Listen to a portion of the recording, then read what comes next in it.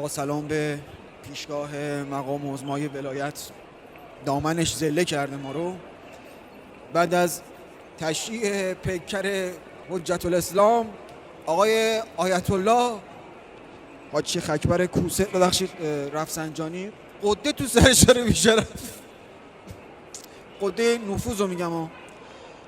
معلوم هم نیست که مرده یا مردوندنش. وقت اونه که حضرت آقا رو به یک نوحه جانسوز دعوت کن، برادرها همراهی کنن. کفن و قبر مهیاست بیا تا برویم، کفن و قبر مهیاست بیا تا برویم، هاشمی منتظر ماست بیا تا برویم، هاشمی منتظر ماست بیا تا برویم، هاشمی منتظر ماست بیا تا برویم، هاشمی منتظر ماست بیا تا برویم. ای که یک پای نظامت به درک واصل شد، ای که یک پای نظامت به درک واصل شد، فیزگولت باز و ویلاست بیا تا برویم، هاشمی منتظر ماست بیا تا برویم. حاج قاسم به سوک هاشمی منتظر ماست بیا تا برویم، هاشمی منتظر ماست بیا تا برویم. اردبیلی طبسی و مهدوی دق کردند، اردبیلی طبسی و مهدوی دق کردند، جنتی محو تماشاست بیا تا برویم، هاشمی منتظر ماست بیا تا برویم.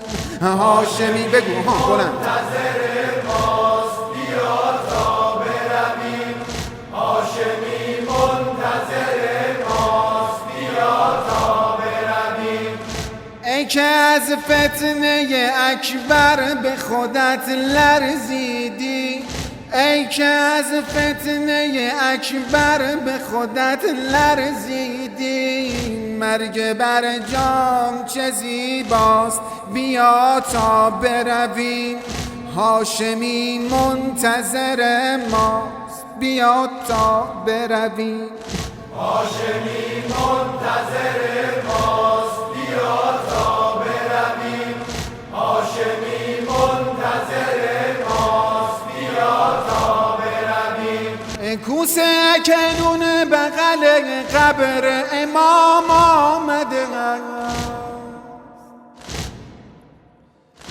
کوسه اکنون بغل قبر امام آمده است، این دفعه نوبت عظماست بیا تا هاشمی منتظر ماست بیا تا منتظر ماست بیا تا برویم، هاشمی منتظر ماست بیا تا برویم. کاش ای کاش که این خامنگی میفهمید، کاش ای کاش که این خامنگی میفهمید، غر دادن وای چه زیباست بیا غر بدهیم، هاشمی منتظر ماست بیا غر بدهیم، هاشمی نه باش بدید، هاشمی منتظر ماست بیا غر بدهیم، هاشمی منتظر ماست بیا غر بدهیم، هاشمی منتظر